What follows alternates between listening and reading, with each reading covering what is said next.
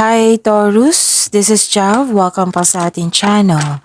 At ito ay inyong Daily Gabay Tarot Reading. Kung naka-resonate kayo, comment down. Kung hindi ko naka-resonate, ibigay niyo po sa iba kasi general reading po ito. This is for you, Taurus.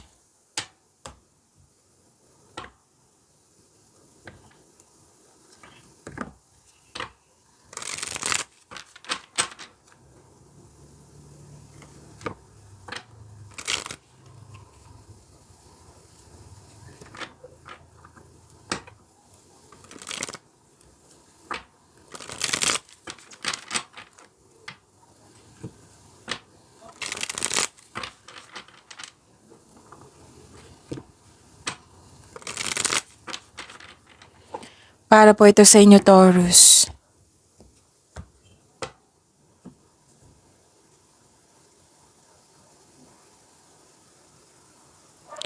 Maraming salamat po sa inyong patuloy na suporta at maraming salamat din po sa mga hindi nag-skip ng ads. Gamitin ang reading na ito bilang gabay lamang sa mga hindi pa nag-subscribe. Subscribe na po kayo at click bell notification para malaman nyo na may bago tayong video. Para sa mga gustong magpa-reading, comment po kayo ng personal reading. Again, comment kayo ng personal reading and check my reply sa comment section.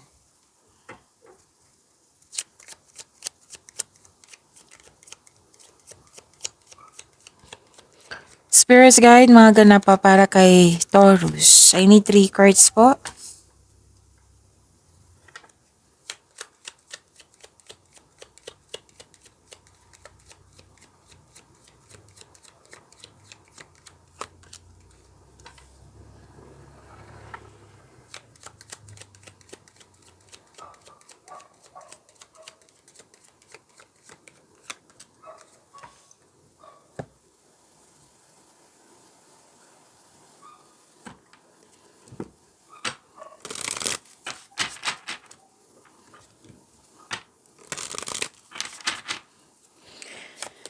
Spirits Guide, Angels, Archangels, Guardian Angels, message po para kay Taurus.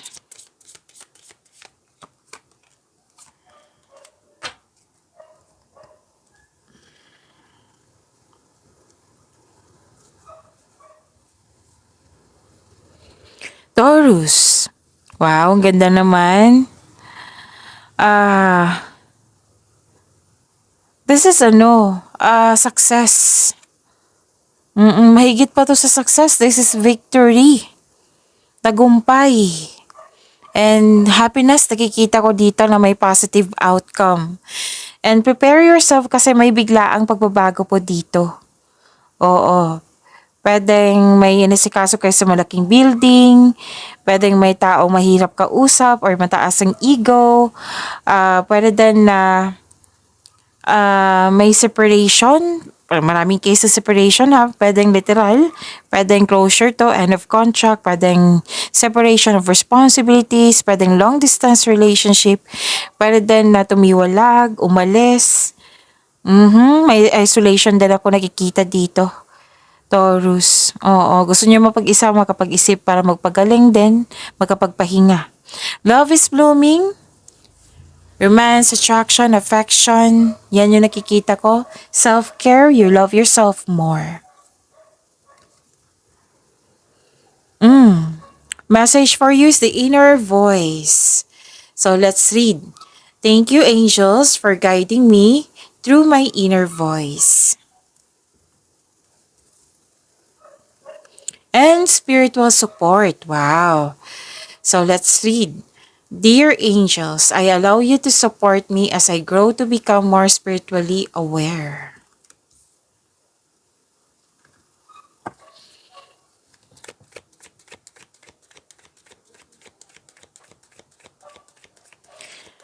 Spirits Guide, ano po yung energy ni Taurus?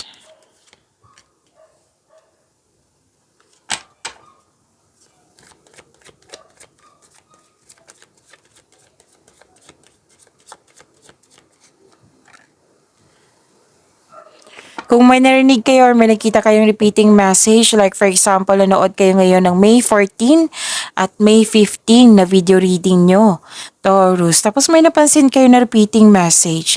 Yan po yung pinupush ng cards nyo na kailangan nyo bigyan ng atensyon, solusyon, at aksyon kung maaari po. So ano yung energy ni Taurus? May matatanggap kayong good news, oh. Claim nyo po ito. May emotional offerings, may biglaang pwedeng may mabilis na pangyayari, mabilis na aksyon. Yan yung nakikita ko. Or pwedeng naging aggressive. Actually, may yung parating na offer po, new opportunity, pwedeng sa trabaho din to, pwedeng project po na very excited ka. Pwede din to sa love life, ha. Pwede din sa career and money. Basta may dumating na excited ka. Marahil lang yung new boss or marahil lang yung boss ay nag-offer sa iyo ng much needed support. Pwede din pagtaas ito ng kita, posisyon, sweldo, allowance. So kung feeling mo stagnant kayo ngayon, open your mind to the inspiration. You need to make work more enjoyable for you. Pwede din tong bagong pag-ibig, ha, na nanligaw. So kung paniligaw to, or pwede din isang tao regarding sa career and money offer niya. Kilalanin niyo po muna, pag-isipan ng mabuti kung karapat-dapat ba. Sabi po ng card.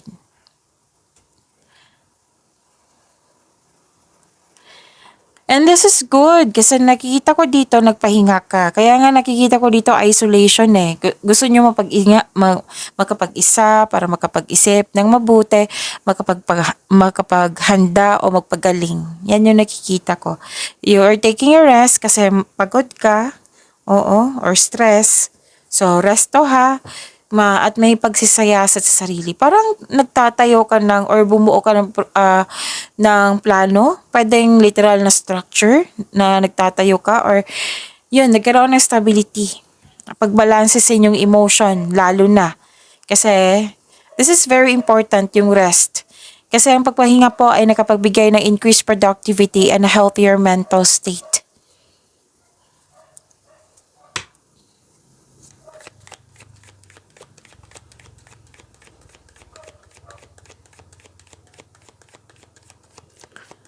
Spirits guide, career and money po ni Taurus.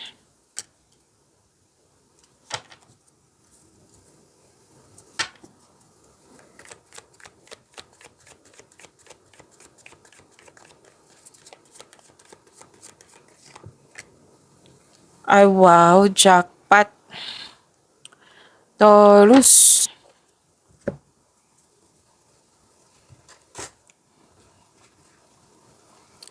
Okay, Taurus. May nakita ko ditong na-confuse ka, nahihirapan ka sa paggawa ng desisyon. Tapos maniwala kasi yung sarili. Okay? Huwag kayong maniwala sa ibang tao na hinahatak ka pababa. Okay? So believe in yourself. Tapos may problema ka talaga sa mataas ang ego, mahirap ka usap. Lumabas siya dito sa oracle cards niya at lumabas din sa tarot card. Oo. Pwedeng kayo ito, nakalaban nyo yung sarili nyo. Pwedeng yung ibang tao din. Kasi may nakita ko dito isang tao na mahirap ka usap, hindi nakikinig. So, kailangan nyo mag-usap para maging maayos to.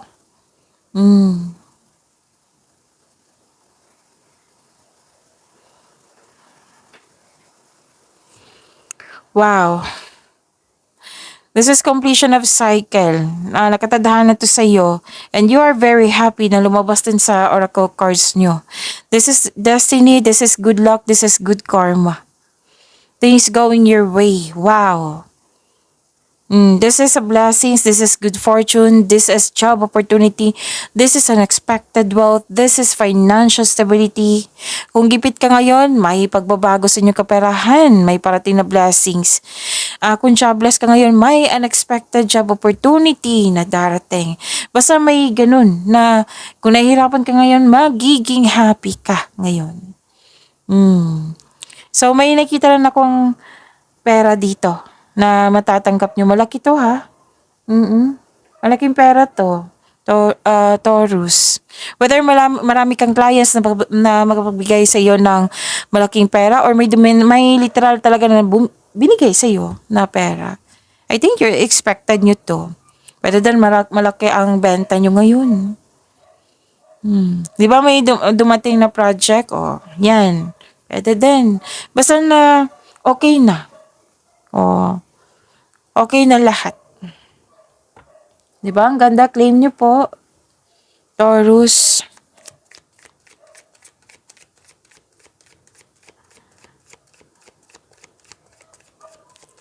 Spirits guide, our love life, self-love, partnership, and romance ni Taurus.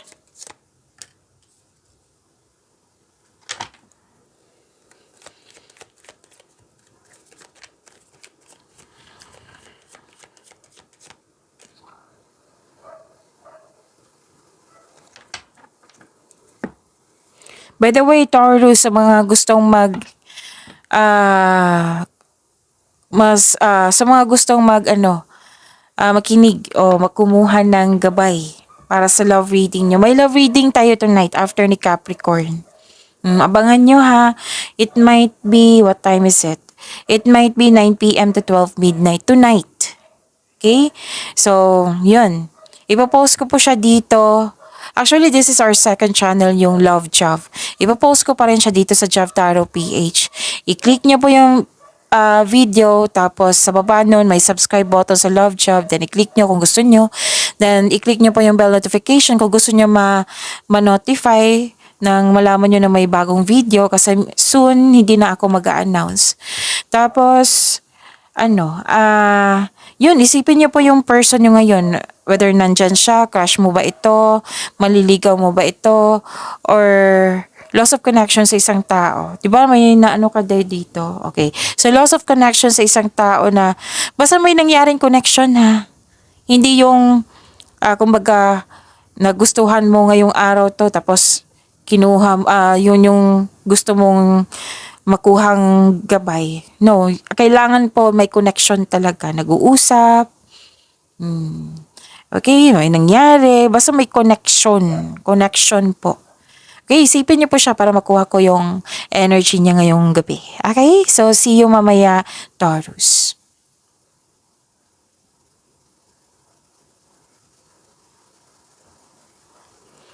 Huwag kayong mawala ng pag-asa ha. Kasi nawalan kayo ng pag-asa dito or disappointed kayo. Huwag kayong mag-claim ng negativity. So, inspiration is on the way. Huwag kayong mag-give up. Magkakaroon din ng healing. So, the advice is be inspired, dreams to come true.